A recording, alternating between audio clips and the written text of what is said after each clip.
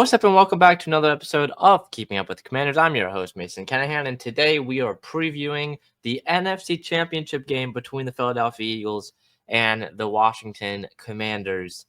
Can't believe I just said that. The NFC Championship game, the Washington Commanders against the Philadelphia Eagles, Part 3 this season. First matchup back in Week 11. The Commanders fell on Thursday Night Football to the Philadelphia Eagles. And then in Week 16, I believe, or Week 15, I believe, 14 maybe, I think it was 15 or 16, the Commanders beat the Philadelphia Eagles. I think it was Week 16. And behind Jayden Daniels and another game-winning drive where the Commanders let up 5 turnovers. They gave the ball over 5 times, and yet they still won at the end of the day. So this is the rubber match now between these two teams. The Commanders looking for their first Super Bowl appearance since 1991. Feels like every single week they're breaking a new record that basically hasn't happened for the franchise since 1991. And we all know what happened in that season for Washington. So it's truly been a special year for them. And for Philadelphia, looking to go to the going to the Super Bowl for the first time since that loss to Kansas City back in Super Bowl 55, I believe, 4, 5, one of those. It was one of those. So, yeah, it's also a big game for the Eagles as well. Before we jump into previewing both sides of the ball, I do want to go over some front office stuff that is happening for the Washington Commanders this week. Lance Newmark, the Commanders' assistant general manager, basically he is number 2 in charge, next to Adam Peters. He is like the next guy in charge after Peters. Peters hired him. He was one of the very first hires Peters made when he became the general manager of Washington. And Newmark has been a huge piece for Washington. You saw him be very active in the draft room and in the war room in the behind the scenes video that the Commanders put on their YouTube channel after the draft. But Lance Newmark is interviewing with the New York Jets and is kind of in contention right now to be the New York Jets general manager, which is pretty big because Washington could lose their second guy. That kind of calls the shots in that front office. And I mean, that's one of Peter's guys. Newmark spent a very long time, 20 plus years in the Detroit Lions front office before coming to Washington last offseason. And now after 1 year, there's a good chance that he might get a job and join his former teammate, his former coworker, Aaron Glenn, in New York with the Jets. So it's still up in the air. It sounds like at one point this week, it was really close to potentially being done. It sounded like the Jets really wanted to keep Newmark in the building when he went for a second interview last Tuesday, but he exited the building without a deal done, and now it's still kind of in the air. So it could go one way or the other, but Lance Newmark seems to be one of the front runners to land the New York Jets general manager position, which is great for him. Newmark has been very experienced, one of the most experienced guys in the National Football League that has not gotten a general manager role yet. So that'd be huge for him, but also would be a pretty big loss for Washington. And if that were to happen, you got to wonder if you're Adam Peters, is it a guy like Brandon Sosna, who's currently the senior VP of football operations? Does he get promoted to assistant GM? Does someone within their scouting department get promoted to assistant GM? Currently, just looking at the other front office people, you got Martin Mayhew, who's currently the senior personal executive and advisor to the GM. I already mentioned Sosna, who's the vice president of football operations. And then the player personnel department, David Blackburn's the director of player personnel. Scott Fitterer is a personnel executive. Tim Gribble is the director of college scouting. Chris White is the director of pro scouting. So there's a lot of different options here if you were to lose Newmark to the Jets job. Does Peters go outside the building, and does he look for someone that worked for him when he was in San Francisco? There's a lot of different ways Peters can go about this. I know the focus right now is on the Commanders' playoff run, but with the Senior Bowl happening next week, that's kind of the entire NFL world kind of converges on Mobile, Alabama. That's a great time for executives to talk with each other, and you got to wonder if Newmark were to take that Jets job this weekend. Maybe by the time this episode comes out, Newmark already has that Jets job, or the Jets hire someone else, and this doesn't matter. But you got to wonder for Peters, where will he go once one of his assistants gets hired, because with this Commanders team, we're seeing it. They've been very good this season, over exceeding expectations, and I mean that's just what happens to good teams. You're going to lose your assistants, and that is what has been, or what might happen with Newmark, Cliff Kingsbury. I don't expect Kingsbury to go, but like he's been getting interviews. Joe Witt got an interview for the Jets head coaching job. Didn't end up getting the position, but still an interview. That's what's going to happen to your assistants when you become a very good team. I know it's been so long for this Washington team to say that, but that is something to note. So, with that being said, let's just jump right into Commanders Eagles Part 3 this Sunday, 3 p.m., the NFC Championship game. I mean, guys, it is. I mean, I still can't believe it. We saw the pictures throughout this week, the press conferences with the NFC Championship kind of background in the press conference. Has the NFC Championship logo, and you see Jayden Daniels in front of it wearing a Commanders hat, and you're like, man, this is real. Like this team is one win away from going to Super Bowl 59, I believe 59. So it's pretty crazy, but Washington is going to be a tough game against a very good Philadelphia team. Before I jump right into the Commanders offense against the Eagles defense, I do want to talk about some of the injuries. For Washington, Bobby Wagner is now practiced this week, but I expect him to go because same thing happened last week and he played. So that is worth noting. Of course, this is kind of the big one. Sam Cosmi out for this game with his torn ACL. That's kind of been the big thing, big injury for Washington, and I'll talk about in a second how impactful that loss will be on the inside going up against a very good interior defensive pass rush that the Philadelphia Eagles have. So that is pretty much Washington's side. As for Philadelphia's side, it gets a little bit more interesting. Jalen Hurts, we saw him have that kind of knee injury last week and how it affected him in that game in the snow. It sounds like he's going to be wearing a brace on Sunday for Sunday's game, so he will not be 100%. You could see some of the videos this week of Jalen Hurts practicing, and he just looks a little stiff. So it'll be interesting to see how much of his mobility will be limited in a game like this, because that could be huge. Jalen Hurts, who really struggled last week, but still, it's huge. So, with that being said, yeah, that is Jalen Hurts. Going on now to the actual offense for Washington. So JP Finley posted this the other day, and I mean, I couldn't agree more. The Eagles are by far the better team 1 through 53. I would say, like, on their roster, I would say the Eagles are the most talented roster has the most talented roster in the entire NFL. I think they should be the Super Bowl favorites out of these four teams right now. I think their talent, just in their depth, has been remarkable to see just how deep their team is. But I will say Washington has the better one, and that's what JP Finley said. Jayden Daniels, I think, on the field will be the best player on the field for the Washington Commanders, and probably will be the best player on the field overall on Sunday between these two teams. But there's just so many guys on this Eagles team, especially this Eagles defense as well, that are so talented in their own right. They are so deep defensively. Jayden, like he's done all season, and like he's done especially in the last few weeks, Jayden Daniels will have to win this game for Washington. No one else, not the defense, not a receiver, not the running backs. Jayden Daniels will have to win this game for the Washington Commanders because we've seen them do it. We saw him do it against Detroit. We saw him the defense played well in that game too, but we saw him do it against Detroit. We saw him do it against Tampa Bay.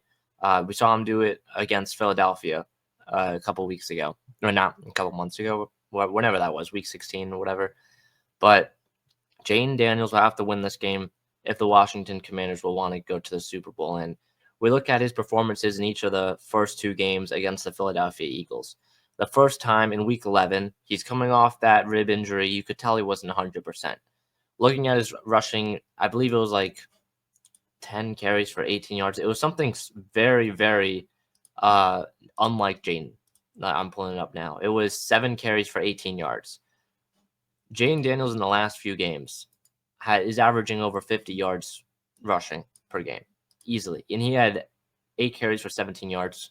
The second time these two teams played, Jayden had 9 carries for 81 yards. Jayden Daniels has been insane through on the ground so far this season, and you can really tell in the last few games he's just taken it up a notch. Against the Detroit, 16 carries for 51 yards, Tampa Bay 13 for 36, Dallas 4 carries for 27. He barely played in that game. Atlanta 16 carries for 127 yards. I mean, this guy is averaging more than about 50 yards per game, and especially in the last few weeks in the regular season, way more than that. So Jayden Daniels will have to use his legs, and he's been great doing so this season. Philadelphia's defense will have to stop him of using his legs, which they've been very good at this season as well against mobile quarterbacks. But when you play against Jayden Daniels, it kind of goes up a notch. Like, no one's been able to stop Jayden Daniels. Even teams that have been very good against mobile quarterbacks this season have not been able to stop Jayden Daniels. So, I mean, that is what can I say about that. But yeah, so Jayden Daniels will have to win this game. In terms of the rushing attack, I don't expect to get much really from Brian Robinson and Austin Eckler. It'd be great because the running game with the running backs was actually working last week against Detroit, but I mean it's going to be pretty tough to run the ball against Jalen Carter, Jordan Davis, and all those guys against the Philadelphia front seven. So I don't expect to get much on the ground. Really, I mean we look at the last games. Robinson had 10 carries for 24 yards, and in total, the Washington running backs had 32 yards on 15 carries in their second matchup against Philadelphia. And then in their first matchup against Philadelphia, in their first matchup against Philadelphia, Robinson had 63 yards. So they got better because more so they had to run the ball without Jayden, but they still averaged under 3.5 yards per carry between those guys. So it is it's going to be tough to run the ball against one of the best rushing defenses in the National Football League, but it's really, guys, I mean, offensively, we've seen it this season. We've seen it in the last few weeks. We all know what the game plan is. The Eagles know what the game plan is, but it's just been so hard to stop this game plan for Washington. It's just give the ball to 5 and let 5 do everything, which it's worked in the last few weeks. And because you have the guy who's had the best, in my opinion, the best rookie quarterback season of all time. I mean, because he's probably the best rookie quarterback of all time. That is what you're gonna do when your best player on your team is your rookie quarterback, which is crazy to say, but it's true. Like, you're just going to give it to him and let him make the decisions. And he's been so good at making decisions in the last few weeks. He has rarely turned the ball over, which again, he did a lot in that second game against Philadelphia. He threw 2 picks, but in the last few weeks, he hasn't thrown an interception. Okay, knock on wood here. He has not thrown an interception since that Week 17 game against the Atlanta Falcons. He threw 2 against Philadelphia, but then last time he threw an interception, not including those, was December 1st against the Titans. So he has not turned the ball over. In the playoffs so far, he's only taken 1 sack. But again, he's gone up against the Tampa Bay and the Detroit pass rushes, which neither are as great as the Philadelphia Eagles. So it's going to be a lot tougher for him in this game to do what he does. But, I mean, at the end of the day, he is still Jayden Daniels. I would still trust him over anyone else on this team to make plays pretty easily. And he's going to have another one of those performances that is just spectacular to win this game. Jayden Daniels having a bad game and Washington winning is not going to happen. It's not. And he's going to have to keep on playing like how he's been playing the last couple of weeks, because it's really been near perfect. A 116.2 passer rating in the playoffs, an 86.8 quarterback rating in the playoffs, over 560 yards, 4 touchdowns, no picks in the air. I mean, averaging 3 yards per carry on the ground. The guy has been great. The guy has been great for Washington, and Washington's going to need it. So that is my thoughts offensively in terms of the wide receivers against the DBs, like, I mean, it's really going to be just Jayden. All right. At the end of the day, Terry going up against Quinyon Mitchell, yeah, maybe there's an advantage there. Terry played well against him last time around in the second matchup. But again, that's still Darius Slay, Reed Blankenship, Quinyon, Cooper DeJean. There are so many guys in that secondary that can create turnovers. That's what worries me the most, because if Washington turns the ball over in this game, they are not winning.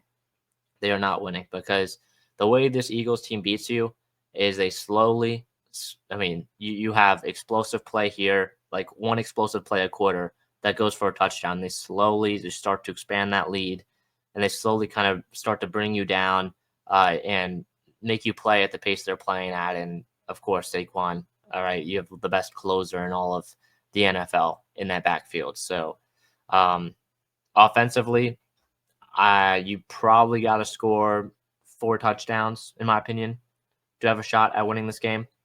I don't think it's going to be a crazy high scoring game, but I mean, it's going to be probably about medium scoring. Like, I wouldn't expect a Detroit Lions 45-31, or maybe even like an Eagles Washington game back in Week 16 when it was like 35-33 or something like that. So, yeah, I would expect it more to be in the 20s, probably. I think Philadelphia plays at a slower pace, same as Washington as well plays at a kind of they like to play faster, but in recent weeks they go on these long drives that take up a lot of time. So I expect it to be a pretty low scoring game. Or not extremely low scoring, but like more medium scoring, and unlike the 40+ points that Washington puts up some weeks. So another stuff, let's just flip sides of the ball. Let's go to the Eagles offense against the Commanders defense. Can Washington stop Saquon? I mean, we look at Saquon's performances in these past couple of games for the Eagles in the matchups against Washington so far this season. I misclicked. Hold on. Against the Eagles so far this season, 26 carries, 146 yards, and 2 touchdowns in that first game. He had the 2 kind of game-sealing touchdowns where Philadelphia put up 20 points in the fourth quarter. With 15 minutes to go, Washington was up 10-6 in a very low-scoring game, and then Saquon came in and became the closer that he is.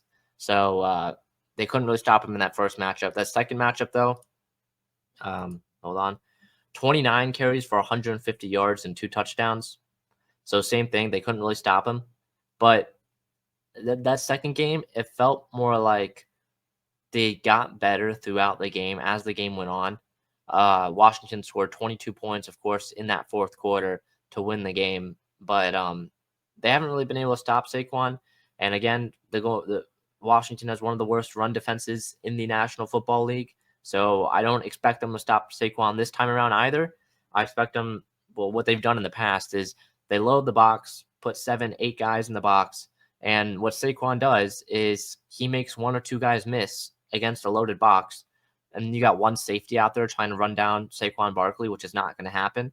So that's been the plan for teams going up against Saquon in the past, including Washington. It's kind of hurt them. You know, you're able to stop some runs, right? But Saquon 1 or 2 times per game is going to go for 40+ yards and a touchdown if you're going to load the box like that. So you got to look at it, and you got to wonder, is it really worth trying to stop Saquon and put all these guys in the box? Because you know at some point he's going to go crazy and have a 68-yard touchdown run. Or do you want to focus on guys in the passing game like A.J. Brown, who's had a quieter playoff so far, or Dallas Goedert, who also has had a quieter playoffs? But Jalen Hurts is probably the main conversation in terms of this Eagles offense right now, because Hurts did not play well. All right. He did not play well last week against the Los Angeles Rams. And I know that game was in the snow. It was like a snowstorm, a blizzard or whatever, where that game was being played. But he looked very uncomfortable. And Jalen Hurts, who holds onto the ball the second most out of his time holding onto the ball, or time to throw rate, is the second longest, I would say, in the National Football League this season. I think it was Lamar. I think that was the first one. but he's averaging over 3 seconds per time to throw. And if you can get the Hurts, and he will hold on to the ball. He took some bad sacks last week against the Rams, almost cost them the game late in that game. If this pass rush, which has played well in recent weeks, and kind of stepped up in recent weeks, gets to Jalen Hurts, which is hard to do, but if this pass rush can win against Jordan Mailata, Lane Johnson, and especially on the interior, which I think is probably the weakest, Mekhi Becton, Cam Jurgens, this Philadelphia Eagles offensive line is not what it used to be. It's not easily the number one anymore. It's still a very good offensive line, probably still top 10, but it's not perfect like it was in recent years with Jason Kelce at center. So I think there's definitely some weaknesses on this offensive line that Washington can take advantage of and try and get to Hurts. Because if you get to Hurts and you force them to run the ball, I know Saquon is great and all, but that just takes off half of their game plan. And I mean, that's probably the best way to win this game, because the game that they did win, I know it was Kenny Pickett, but 14 of 24 for 143 yards, a touchdown, and a pick for Pickett.